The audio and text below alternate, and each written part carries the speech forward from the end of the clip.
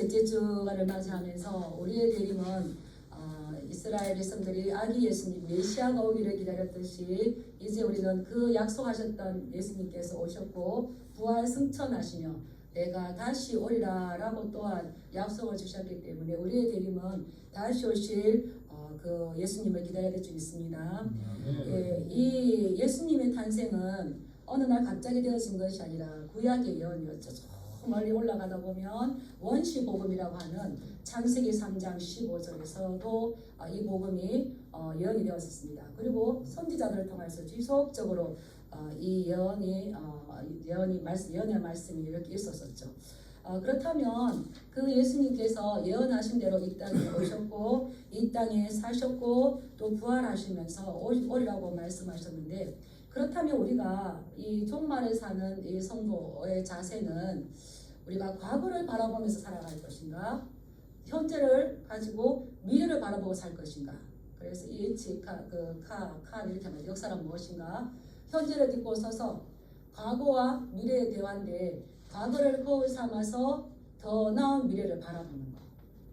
과거가 없이 미래를 바라본다고 허황될 수가 있는데 역사가 어떻게 흘러왔는지를 바라보면서 그것을 거울 삼아서 지금 내 현실을 살아가는데 그것은 더 밝은 미래를 창출해 나가는 거라고 이야기하는 거죠. 그래서 이거는 세계 역사도 그렇게 되지만 우리 이 복음 안에서 우리 개인적인 역사도 이게 무시 못하는 것 같아요. 그런데 구약의 선지자들은 오실 메시아를 지속적으로 예언했죠. 그래서 이사야 7장 14절에 보면 보라 처녀가 잉태하여 아들을 낳을 것이요 그의 이름을 임마누엘이라 하리라. 이미 예수님께서 탄생하기 700년 전에 이사야는 처녀가 잉태하여 아들을 낳을 것이고 그의 이름을 임마누엘이라 하라라고 이 예언의 말씀을 성취하셨듯이 이 예수님 오셨잖아요. 그리고 미가서 5장 2절의 말씀을 보면 베들레헴 에버라다야 너는 유다 족속 중에 작을지라도 이스라엘을 다스릴 자가 네게서 내게 나올 것이라 그의 근본은 상고의 영원에 있느니라. 하나님의 뿌리를 둔 그가 어디서 태어난다고 예언하셨습니까? 베들레헴. 그래서 우리 예수님은 어디서 태어나셨습니까? 베들레헴. 베들레헴 뜻이 떡집이다, 떡집. 그래서 생명의 떡으로 누가 오셨습니까? 생명의 떡을 보여주시려고 오병이어의 역사를 막 보여줬는데 그때 당시 유대인들은 우리에게 먹을 것을 주세요.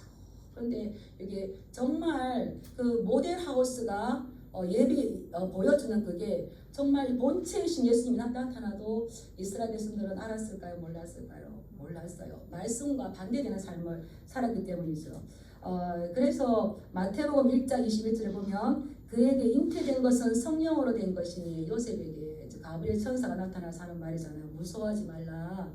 그에게 잉태된 것은 너 약혼녀 마리아에게 잉태된 것은 성령으로 된 것이다. 이 모든 일이 된 것은 주께서 선지자로 하신 말씀을 이루려 하심이라. 그래서 우리 하나님은 어느 날 갑자기 일들을 이루신 것이 아니라 그의 비밀을 선지자들에게 말씀하지 아니하고는 결코 이루심이 없다라고 그랬어요. 그리고 근데 선지자를 통해서 말씀하신 것은 어떻게 해야 될까요? 반드시 이루십니다. 한번 따라해볼까요? 하나님은 사람이 아니셔서 시건치 아니하시고 그리고 또 이제 이 마리아에게 이렇게 했죠. 보라 내가 잉태하여 아들을 낳으리니 그의 이름을 예수라 하라. 이렇게 그 마리아에게를 통하여서 예수님께서 나셨다는 겁니다. 이 예수라는 이름의 뜻이 뭘까요? 네, 예수님이 구원자. 그 구원자가 뭐냐? 그가 자기 백성을 그들의 죄에서 구원할 자이십니다. 예수님이 내가 하나님의 백성이기 때문에 내 죄에서 나를 구원해 주신 분이 누구십니까? 예수님. 그분이 예수님이십니다.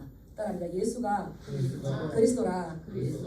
사도행전에 보면 예수가 그리스도. 너희가 십자가에 못 박힌 그 예수가 너희가 기다릴 메시아다. 눈 뜨고 봐라. 이거를 지금 사도들이 막 전하고 다니잖아요. 그래서 예수님이 자기 백성들을 그들의 죄에서 구원할 자이심이라.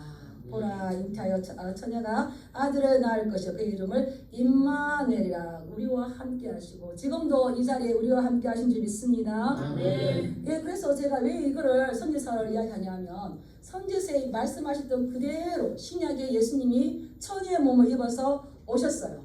그리고 사셨어요. 그리고는 다시 오신다고 하시고 승천하셨어요. 그러면 서신서는 어떠냐? 그 예수님이 다시 오신다는 걸 전하는 게 서신서예요. 그리고 그분이 다시 오실 것을 기다리라는 거예요. 지난주에 우리가 야고보서 말씀 들었습니다. 너희가 길이 참아야 될 이유가 뭐겠습니까? 주께서 강림하실 거예요. 주께서.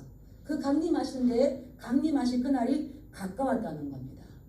주님은 말씀하시고 이루시고 또 약속을 주시고 이루신 줄 믿습니다. 그렇다면 이스라엘 백성들은 선지자들이 아무리 많이 외쳐도 그 말씀을 듣지 않았어요. 오히려 선지자들을 죽여버렸어요. 그래서 실패했어요. 말씀에 순종하는 것이 승리했을까요? 실패했을까요? 실패했어요. 그렇다면 오늘날 다시 이 복음서와 서신서를 통하여서 우리에게 또 예언의 말씀을 주셨습니다. 따라합시다. 주님 다시 오신다. 주님 다시 오신다. 네, 그래서 이 서신서는 다시 제가 볼 때는 선지서처럼 우리에게 다시 오실 메시아를 지속적으로 말씀해 주셔요. 그래서 우리가 지켜야 될 거 뭐겠습니까? 그 편지들을 바라보면서 그들이 그렇게 토해내는 그 말씀의 의미가 무엇인지를 보면서 선지서를 두셨지만 이스라엘 백성들이 실패했지만 우리는 끝까지 이기는 자가 되어서 이 말씀에 약속하신 그분이 다시 오실 때까지 우리는 길이 참고 인내하고 오래 참음으로 내가 인자가 올 때에 믿음 있는 자를 보겠나 보겠느냐 뭐라 그랬어요? 그러나 인자가 올 때에 믿음 있는 자를 보겠느냐 안타고 하셨죠. 근데 그 믿음을 우리가 이 말씀을 잇대어서 소유해야 될 줄 믿습니다. 네, 그 말씀이 이제 이 베드로 전서 우리가 읽었던 말씀인데요. 이 다가오는 마지막이 분명하게 있다는 거죠. 그때에 이 성도가 삶들 가운데에서 구체적으로 어떻게 살아야 되고 그 마지막을 어떻게 준비해야 되는가를 말씀해 주시는 것이 서신서입니다. 이해가 가십니까? 네, 그래서 서신서를 무시하면 안 돼요. 제가 말씀이다 보니까 우리가 선지서를 많이 읽어야 되니까 선지서 그리고 또 서신서를 많이 읽고 또 요한계시록 읽으시기 바랍니다. 말씀하시는 건 다 이루셨는데 이제 뭐만 남았습니까? 다시 오실 예수님, 재림의 예수님, 종말의 예수님. 근데 그 종말은 우주적인 종말 다 오기 전에 우리가 먼저 갈 수가 있는 거죠. 그래서 우리 4장 7절 말씀 한번 읽어보겠습니다. 4장 7절 시작. 만물의 마지막이 가까이 왔으니 그러므로 너희는 정신을 차리고 변신하여 기도하라. 아멘. 이 베드로는 초대 예루살렘 교회에서 이 굉장히 중요한 위치를 차지했어요. 그러는데 그가 여러 가지 고난을 당할 때에 로마 네로 황제에 의해서 고난을 당할 때에 그가 로마 시내를 빠져나오고 싶었죠. 그런데 로마로 들어오는 그 예수님을 만나고 회개하고 다시 돌아와서 십자가에 거꾸로 달려서 순교하지 않았습니까? 그거를 유명하게 만든 영화가 커바디스 도미네. 주여 어디로 가시나이까? 주님이 우리 성도님들 주님이 가시는 길을 같이 갑니까? 주님은 그 고난의 자리로 로마 시내로 들어오는데 우리 살겠다고 빠져나갑니까? 네, 우리도 살겠다고 빠져나갈 때가 많죠. 근데 예수님은 그 고난의 자리로 네가 빠져나가는 그 자리에 내가 네 십자가 뒤로 간다. 그럴 때 회개하고 돌아오지 않습니까? 항상 자원하시기 바랍니다. 커바디스 도미네. 한번 따라 해보실까요? 커바디스 도미네. 주여 어디로 가시나이까? 이 말은 저도 일을 할 때마다 나는 지금 어디로 가고 있는가? 예수님과 길을 같이 가고 있는가? 다르게 가고 있는가? 그러죠. 그래서 그는 뭐 고난을 많이 당했죠. 근데 만물의 마지막이 가까웠으니 이제 너희가 마지막이 있다는 것을 깨달아야 된다는 거예요. 마지막이 있으면 깨달아라. 이 마지막 때가 가까이 왔으니 너희는 정신을 차리고 깨어있고 깨어서 기도하라는 겁니다. 이 마지막 때가 오면 어떤 일이 벌어질까요? 우리 5절 말씀 읽어보겠습니다. 5절 위로 올라가서 5절 시작. 그들이 산 자와 죽은 자를 심판하기로 예비하신 일에 대해 사실대로 고하리라. 마지막 때가 이게 전도하다 보면 안타까운 분들이 있어요. 뭐 죽으면 그만이지. 죽으면 그만이지. 근데 뭘까요? 영생과 영벌에 대해서 모르기 때문이에요. 근데 끝이 아니라 만물의 마지막. 한 번 죽는 것은 정하신 것이요 그 후에는 심판이 있다는 거예요. 이거는 우리가 인정하든 인정하지 않든 이거는 분명하게 오는 겁니다. 그래서 이 만물의 마지막이 왔을 때 우리가 왜 깨어서 있어야 되냐? 심판을 실행하시기가 오신다는 거죠. 심판을 실행하시기가. 누구를 심판합니까? 산 자와 죽은 자를 심판하시는 거예요. 그때 살아있던 자들도 심판을 당하지만 죽은 자들도 심판을 당합니다. 글쎄 심판대 앞에 서든지 백보자 심판대 앞에 서든지 심판대 앞에 설 것입니다. 그래서 이 베드로는 이 편지를 통해서 너희에게 임박한 종말이 와 있기 때문에 깨어있어라. 우리는 산자와 죽은 자를 심판하러 예수님 오실 줄 믿습니다. 아멘. 어떻게 믿습니까? 오늘도 우리 고백했어요. 오늘도 고백했어요. 사도신경으로. 네. 하늘에 오르시어 전능하신 하나님 아버지 하나님 우편에 앉아 계시다가 거기로부터 산자와 죽은 자를 심판하러 오십니다. 우리가 매주 예배 때마다 사도신경을 가지고 신앙 고백합니다. 나는 전능하신 하나님 아버지 천지의 창조주를 믿습니다. 그분은 어떤 분인가? 우리에게 유일하신 아들을 내어주시고 그분은 성령으로 잉태되어 동정녀 마리아에게서 나시고 못 박히시고 죽으시고 부활하시고 승천하시고 하나님 우편에 계시다가 마지막 때 어떻습니까? 거기서부터 살아있는 자와 죽은 자를 심판하러 오십니다. 그래서 사도신경으로 신앙 고백 드리시겠습니다 할 때는 줄줄줄 외우는 것이 아니라 이가 말이 어떤 의미라는가? 혹은 요 베드로에 있잖아요. 살아있는 자와 죽은 자를 심판하기로 예비하신 게 우리가 사실 구할 날이 오는데 얼마나 두렵겠어요. 얼마나 두려운데 그럴 때에 우리의 행위에 따라서 그래서 사도행전 4장 12절에 다른 이로서는 구원을 받을 수 없나니 천하 사람 중에 구원받을 만한 다른 이름을 우리에게 주신 일이 없기 때문에 우리가 왜 예수님을 믿어야 됩니까? 그가 우리를 죄에서 구원했어요. 다른 게 아닙니다. 그가 우리의 죄를 대신해 십자가를 쳐주셨어요. 그래서 우리가 이 땅을 떠날 때에 반드시 해결할 게 있습니다. 뭘 해결해야 됩니까? 따라합시다. 죄의 문제를 해결해야 된다. 예, 예수님은 죄를 뭐라 그러셨어요? 빚이라고 해요. 빚을 해결받아야 우리가 기뻐하시잖아요. 그것처럼 죄도 빚이에요. 그래서 이 죄의 문제를 해결하지 않고는 우리가 기쁨으로 청구할 수 없는데 우리를 위해서 구원받을 만한 다른 이름이 없이 예수님께서 그가 자기 백성의 죄를 위해서 우리에게 십자가를 주신 거죠. 이것을 믿을 때에 우리의 죄가 사함받는다는 놀라운 약속을 주셨잖아요. 그래서 베드로가 이렇게 말하는 건 우리가 어떻게 위로를 주기 위한 거나 뭐 총말 때니까 정신 차려 위협하거나 협박이 아니라 이것을 따라주다 정확한 현실이 다가오고 있는 것이다.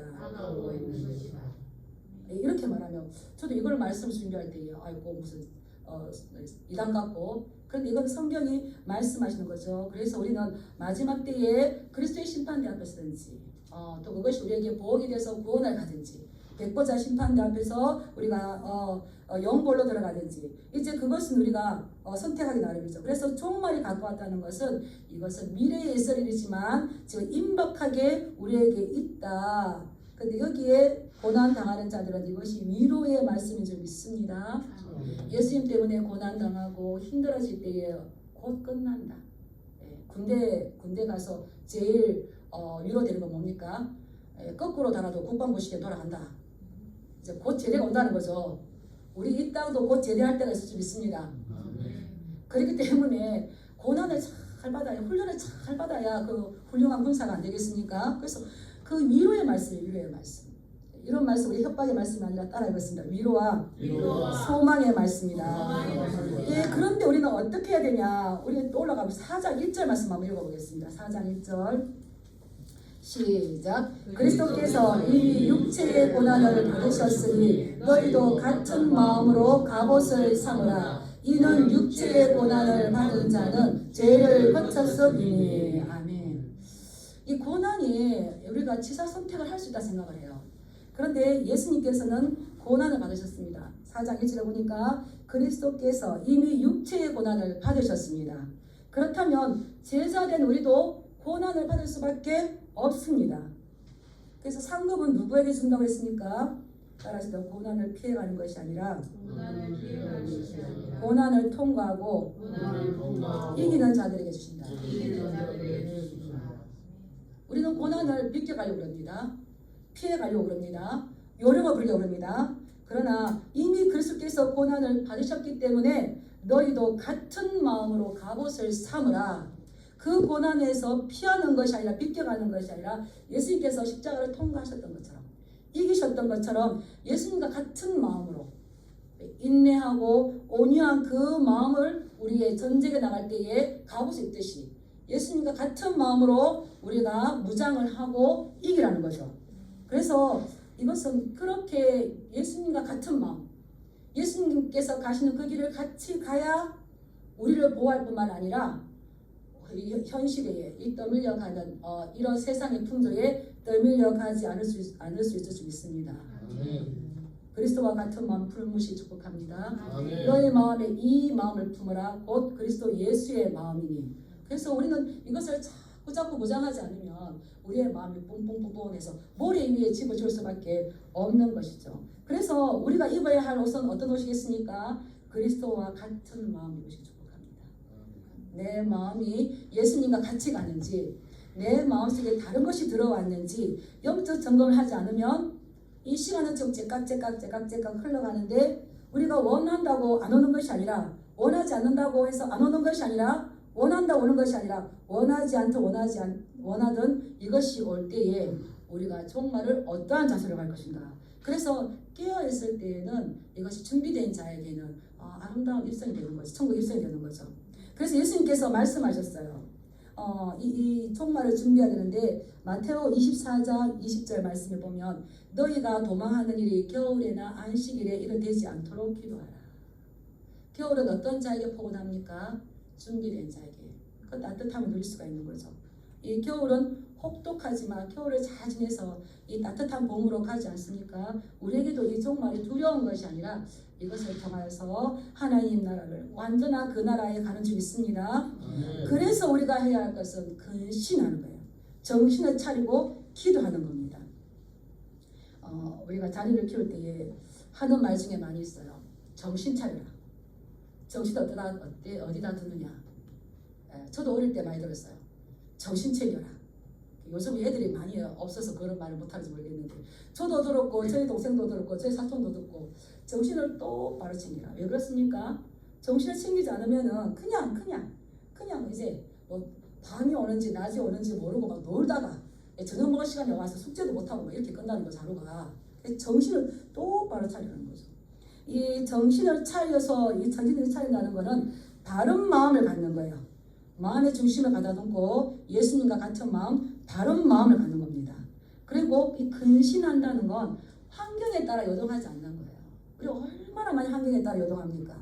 보는 거에 따라서 우리의 마음을 뺏깁니까? 그런데 이 요동하지 말라는 건 마음의 중심을 잘 잡아라는 거죠. 그리고 그리스도만 바라봐야 되는 겁니다. 예수님께서 마태복음 24장 24절에 이렇게 말했어요. 거짓 그리스도들과 거짓 선지자들이 일어나 큰 표적과 기사를 보여 할 수만 있으면 택하신 자들도 미혹하리라. 우리 택함받은 자를 믿습니다. 근데 이미 예수님께서 말씀하셨어요. 거짓들이 일어나서 그들이 할 수만 있는 대로 택하신 자들도 미혹하는 거예요. 미혹되면 그 영혼이 사로잡히면은 우리의 영혼은 마비되어서 서서히 죽어가는데 어떻게 죽어가겠습니까? 무감각해져요. 감각이 없어져요. 지금 어떤 때인지 감각을 잊어버리죠. 그래서 그 뒤 말씀 보면 사람들이 너희에게 그리스도가 광야에 있다 해도 나가지 말고 보라 골방에 있다 해도 믿지 말라. 내가 너희에게 미리 말하였노라.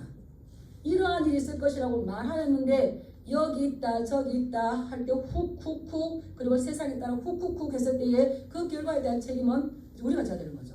따라하겠습니다. 보라 내가 너희에게 미리 말하였다. 그래서 우리가 이렇게 겨울이 오니까 많은 분들이 독감 예방주사를 맞아요. 왜 맞습니까? 독감이 옵니다. 안 오진 않잖아요. 오는데 예방주사를 맞은 사람은 건강하게 날 수가 있는 거죠. 우리도 제가 이렇게 말씀하는 것은 이미 그 마지막 때가 어떻게 가는지 이 마지막 때에 대한 예방주사를 드리는 거예요. 그런데 이것을 모르고 이미 말씀하시는데 하나님 왜 이런 일이 있습니까? 주님은 선지자로 하여금 말씀하지 않고는 결코 그걸 이룰 수 않아요. 기록되지 않는 성경의 말씀들을 이루시지 않아요. 우리가 앞으로 다 살아가야 될 모든 것들을 다 기록하셨습니다. 그리고 하시는 말씀 뭡니까? 정신을 차리고 깨어 기도하는 거죠. 이것은 신약의 중심이에요. 신약의 중심. 예수님께서 겟세마네 동산에 뭐라고 했습니까? 너희가 깨어서 기도하라 말씀하셨어요. 시험에 들지 않도록 기도하라고 말씀하셨어요. 네. 기도하면 시험을 잘 이길 수 있는지 믿습니다. 아멘. 네, 기도하지 않으면 시험이 떠밀려봐요. 그래서 이 베드로가 또 이 말을 적었어요. 그래서 너희가 큰 신하여 깨어 기도하라고 했었는데 베드로는 겟세마네 동산 예수님께서 기도하실 때 깨어서 기도하지 못했어요. 참 교훈적이죠. 예수님은 깨어서 기도하셨기 때문에 십자가의 그 고난을 담담하게 끝까지 이기셨어요. 그런데 베드로는 한 시간도 기도하지 못했어요. 그렇기 때문에 그는 도망갔죠. 우리가 옆장 예수님 한번 보겠습니다. 5장 8절 9절 7절 8절 9절 같이 한번 보겠습니다. 베드로전서 5장 7절 8절 9절 시작. 너희 염려를 다 주께 맡기라. 이는 그가 너희를 돌보심이라. 근신하라 깨어라. 너희 대적 마귀가 우는 사자같이 두루 다니며 삼킬 자를 찾나니 너희는 믿음을 굳건하게 하여 그를 대적하라. 이 세상에 너희 형제들도 동일한 고난을 당하는 줄을 알미라. 염려 때문에 기도 못해요. 염려 때문에. 근데 그것은 주께서 하늘을 돌봐줄 거니까 그것을 염려하지 말고 근신을 흔들리지 말고 깨어서 기도해라. 누가 지금 다가오고 있다는 겁니까? 마귀가 우는 사자같이 두루 다니며 삼킬 자를 찾고 있는데 요즘 어떤 시대 같으냐, 사자가 삼킬 자를 두루 이렇게 찾고 있어요. 그런데 우리는 그 사자 머리에 사자 입에다가 머리를 탁 집어넣고 날 잡아 잡수소 하는 것 같아요. 이게 이제 제자 훈련 받을 때 어디에 나왔던 그 책에서 나오는 이야기인데 정말 우리 자녀들도 그렇고 지금 이 시대에 삼킬자를 두루 찾는데 지금 먹잇감을 막 사자는 울면서 절대 먹잇감을 놓치지 않죠. 찾고 있는데 우리는 깨어있지 않아요. 기도도 안 해요. 어떻게 했습니까? 그냥 질질질 끌고 가는데 사자 입에다가 머리를 탁 놓고 있는 것 같아요. 떼내고 마귀는 어떻게 하라고요? 대적하라는 거예요. 대적하라. 그리하면 물러간다는 거죠. 야고보서 말씀에도 하나님께 복종하라. 마귀를 대적하라. 그리하면 너희를 피할 것이고 하나님을 가까이 하라. 그리하면 너희를 가까이 하리라.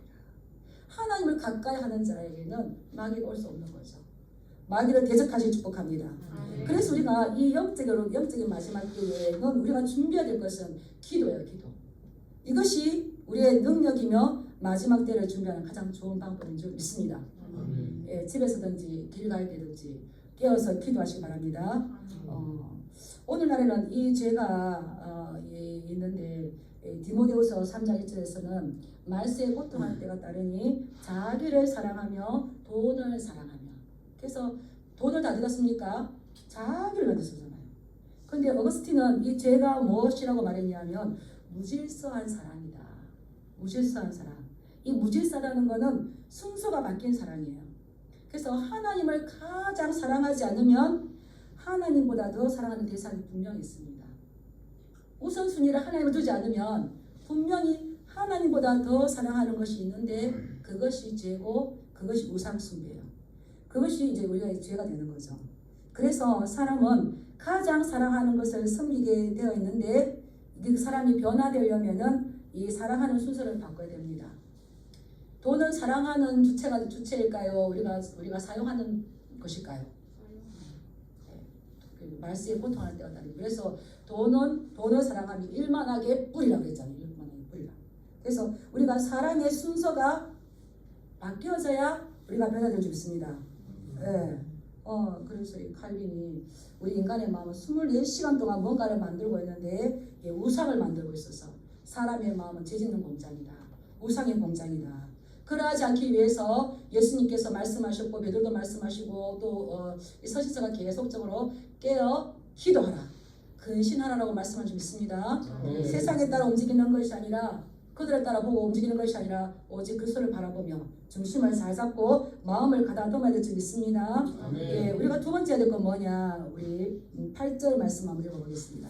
8절 시작. 무엇보다도 서로 뜨겁게 사랑할지니 사랑은 포도한 죄를 덮느니라. 아멘. 예, 깨어서 기도할 때 구체적인 우리의 삶들 가운데 뜨겁게 서로 사랑한다는 거예요. 무엇보다도 가장 먼저 모든 일에 앞서서 너희가 진정으로 먼저 해야 될 거 먼저 우선순위죠. 예, 그게 뭐라고 그랬습니까? 사랑할지. 여기서 무엇보다도 이거는 프로판톤 헬라어를 썼는데요. 매우 중요한 것을 지금 내가 말한다. 강조한다는 거죠. 무엇보다도 프로판톤 뜨겁게 혼자 사랑입니까? 서로 사랑입니까? 예, 서로. 이 뜨겁게 열심히 전심전력으로 열렬히. 예. 근데 에릭 프롬이 그랬어요. 책을 썼어요. 사랑은 기술이다. 사랑을 배워야 됩니다. 사랑은 저절로 나오기도 하지만 더 깊은 사랑을 나갈 때에는 배워야 됩니다. 기술은 어떻게 될까요? 우리 전상호 형제님이 막 만들어요. 그거 어느 날 갑자기 만들 수 있을까요? 기술이죠. 테크닉을 계속 배워야 되는 거죠. 그래서 사랑은 틀로 되는 것이 아니라 배워야 됩니다. 저희 어머니가 오고 갈 데 없는 고아와 같은 사촌 삼형제를 데려다 키웠어요. 제가 그걸 보고 느꼈어요. 사랑은 능력이구나. 사랑은 실력이구나. 실력이 없으면 키워낼까요? 못 키워낼까요? 근데 아주 잘 키워냈어요. 아주 잘 키워냈어요. 그리고 이제 다 그냥 장사해도 또 빨리 장가도 갔어요. 그래서 제가 그걸 보고 이게 에릭 프롬은 사랑은 기술이겠지만 저는 사랑은 능력이다. 사랑은 실력이다. 그러니까 그거 아니고 다 그랬는데 근데 뭐라고 하냐면 제가 이제 아이를 낳으면서 어릴 때는 몰랐어요. 같이 클 때. 제 자녀를 키워보니까 내 자녀 3명도 힘든데 그 남의 자녀 3명을 아무리 핏줄 있지만 어떻게 키웠어요? 이렇게 하니까 내가 한 건 없다. 다 예수님이 너무 불쌍해서 기도하니까 하나님이 다 키워주셨다. 그래서 사랑은 기술인데 그 사랑은 뭘로 키울까요? 눈물. 우리 중보할 때 눈물 흘리시기 축복합니다. 결국 부모가 어떻게 잘해서가 아니라 그 속에 있는 눈물이 그 자녀를 키우는 것 같아요. 그래서 이 사랑은 어떤 감정적이거나 이시적인 것이 아니라 내 의지와 결단. 저 아이들 배 굽지 않게 하기 위해서 내가 배 굽지 않도록 밤에도 넉넉하게 자야 되겠다. 그래서 큰 가마솥에다가 시라기 국 끓이고 밥을 하나씩 해가지고 무슨 맛 3명이 초등학생들 봐요. 얼마나 많이 먹는지. 우리 자식들 많이 먹을 때 얼마나 힘들어 엄마들이 끼니마다 밥을 하려다. 그래서 제가 사랑은 실력이다. 사랑은 능력이다. 그런데 이 사랑은 서로 뜨겁게 열심히 열렬히 하려면 뭐가 필요할까요? 기술이 필요합니다. 기술이 없으면 나 못해 되는데 의지와 결단을 가지고 변함없이. 왜 그렇습니까?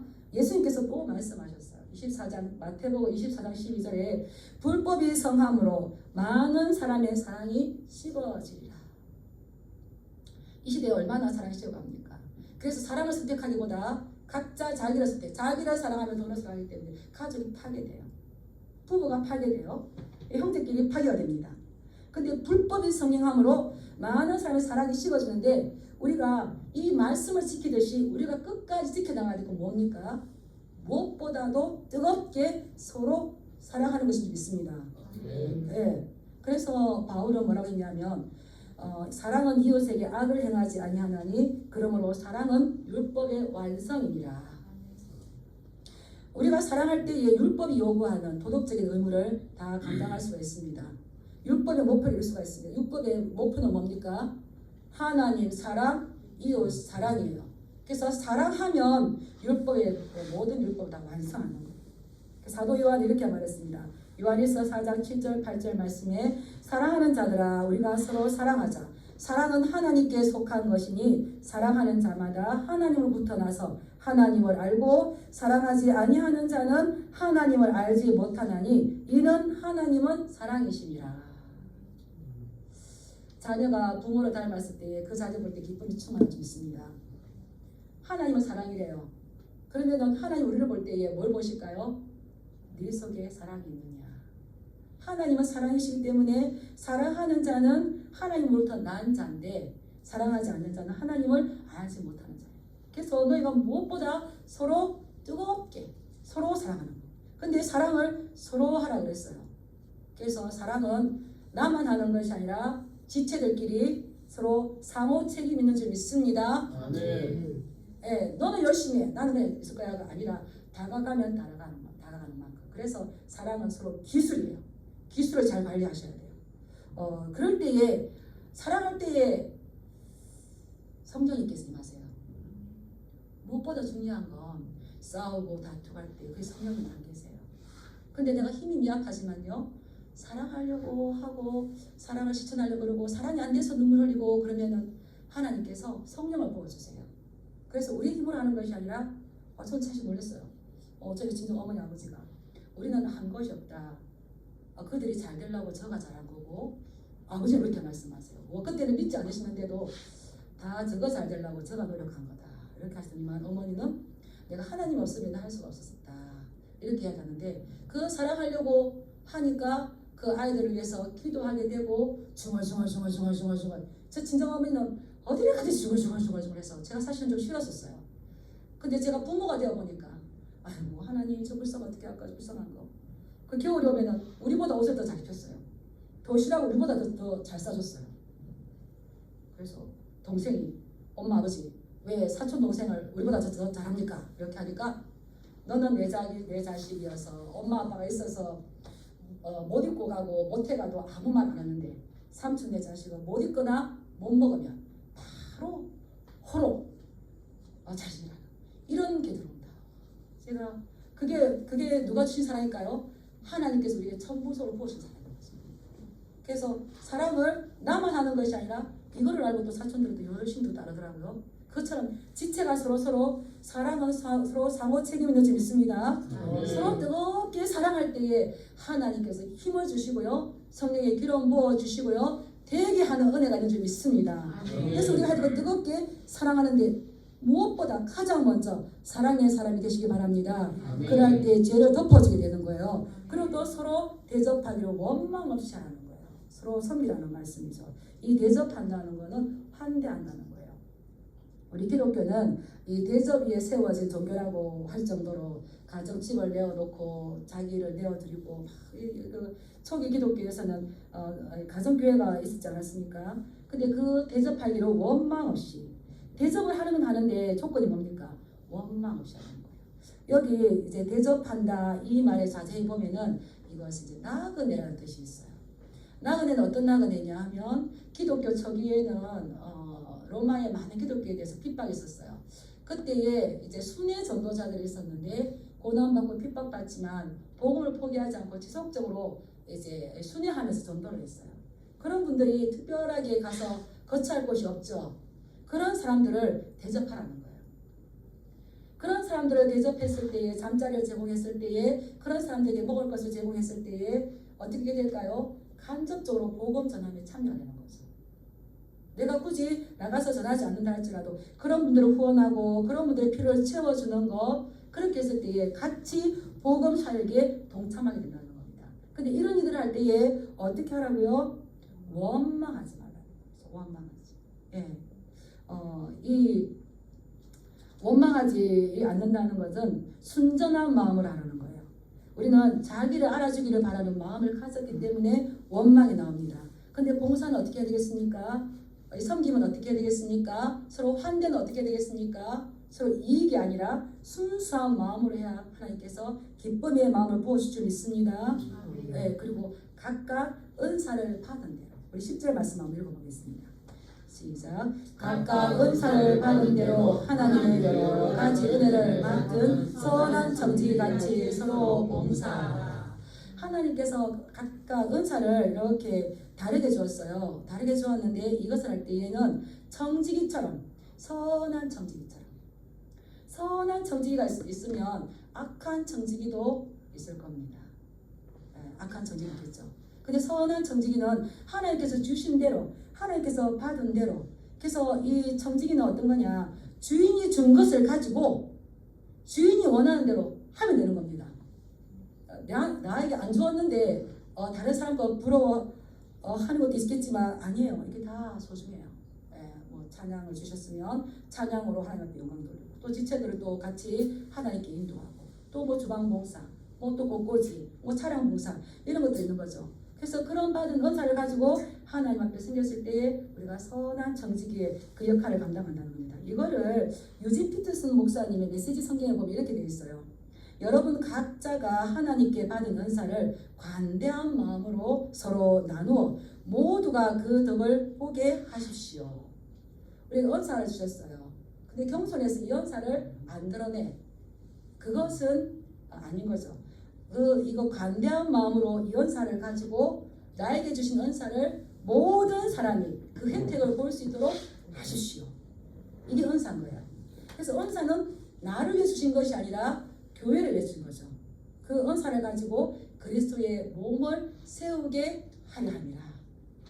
그래서 이렇게 좀 봉사하십시오. 그럴 때에 제가 잘 못하지만 주신 분량대로 열심히 하겠습니다. 이게 맞을까요? 아이고 목사님 저는 그런 거 잘 못합니다. 하면 될까요? 안 될까요? 저를 키워주실 때 이춘희 목사님 보셨어요. 지나친 겸손은 교만이다. 따라해볼까요? 지나친 겸손은 교만이다. 아무것도 모릅니다. 안 됩니다. 안 합니다. 못합니다. 그건 아니에요. 우리에게 주셨어요. 근데 은사를 자꾸 사용하면 어떻게 될까요? 더 풍성해지죠. 그리고는 그 덕을 내가 보는 것이 아니라 교회로 하여금 그리고 또 모두가 그 덕을 보는 거죠. 이러한 우리에게 다 은사를 주셨습니다. 달란트를 주셨습니다. 이것을 하나님의 그 공동체를 위해서 하나님의 나라를 위해서 내어드리고 더 많은 영혼들이 이 덕을 보며 하나님을 바라보게 하는 데에 우리가 써야 될 줄 믿습니다. 이것을 사용하는데 우리가 해야 할 것은 그게 모든 영광은 하나님께서 받으시는 거예요. 나를 드러내고 내가 칭찬 듣는 것이 아니라 그게 대한 모든 영광은 하나님이죠. 그래서 11절에 이렇게 말합니다. 누가 말하려면 하나님의 말씀을 하는 것 같이 하고 누가 봉사하려면 하나님이 공급하시는 힘으로 하는 것 같이 하라. 나는 할 수 없지만 순종했을 때에 하나님께서 공급해 주시기 때문에 내 자랑이 될까요? 하나님께서 하셨다가 될까요? 나는 할 수 없어서 기도하고 할 수 없어서 하나님 저희들을 배를 안 불러야 될 건데 하나님 어떻게 할까요? 이렇게 했을 때 하나님께서 지혜도 주시고 또 다른 도움도 주시고 해서 하는 것처럼 주님께서 공급을 다 하셨어요. 그래서 했는데 내가 했다가 될까요? 주님께서 하신 거죠. 그래서 내가 내 힘으로 하면은 뭐 불평이 나오고 원망이 나오고 나는 이렇게 하는데 저는 뭐 하는가 이렇게 되는데 하나님이 공급하시는 힘으로 하면 힘들지 않고 섬길수록 기쁘고 섬길수록 감사하죠. 우리 성도님들 봉사하실 때에 원망이 나오고 불평이 나오던가요? 안 그러면 기쁨과 감사가 나오던가요? 네. 기쁨과 감사가 나옵니다. 아멘. 네. 그 기쁨과 감사를 하니까 그 다음에 뭐 하지? 또 하고 싶으시잖아요. 근데 원망과 불평을 하면은 딱 이거 하고 안 해버린다. 이렇게 돼버리면 이제 신앙도 좀 힘들어져요. 그래서 섬길수록 더 귀한 주님을 바짝 다가가시 주님을 축복합니다. 이는 범사의 예수 그리스도로 말미암아 하나님이 영광을 받으시게 하니 그에게 영광과 권능이 세세에 무궁하도록 있느니라. 베드로가 마지막 때가 가까웠으니까 내가 정말 해야 할 것은 깨어서 정신 차려 기도하고 서로 뜨겁게 사랑하고 서로 원망 없이 섬기는데 이렇게 하는 목적이 우리를 그 심판하기를 예비하신 그분께서 왔을 때에 칭찬과 존귀가 있을 것인데 이 모든 것들이 주님께서 하셨습니다 라고 하나님 앞에 영광 돌릴 수 있도록 너희는 정신을 차리고 깨어 있어라. 이것이 우리 성도가 마지막 때에 해야 할 일인 줄 믿습니다. 누가 말하려면 자기 말을 하는 것이 아니라 누구의 말씀처럼 하나님의 말씀. 그래서 말씀으로 교제하실 축복합니다. 뭐 이야기 아니고 어제 우리가 이렇게 만났을 때 말씀으로 교제하시는 거 보고 너무너무 감사했어요. 말씀으로. 그래서 누가 말을 하려면 사람의 말이 아니라 하나님의 말씀하는 거죠. 누가 봉사하려면 내 힘이 아니라 하나님께서 하는 것처럼 봉사하고 그래서 하나님의 나라를 세워가는 또 이제 큰 빛으로 본의 빛으로 예수 그리스도께서 오셨는데 또 이 지역사회에 진리의 등대 빛을 바라는 저와 여러분들의 귀하게 쓰임 받으시길 주님 이름으로 축복합니다.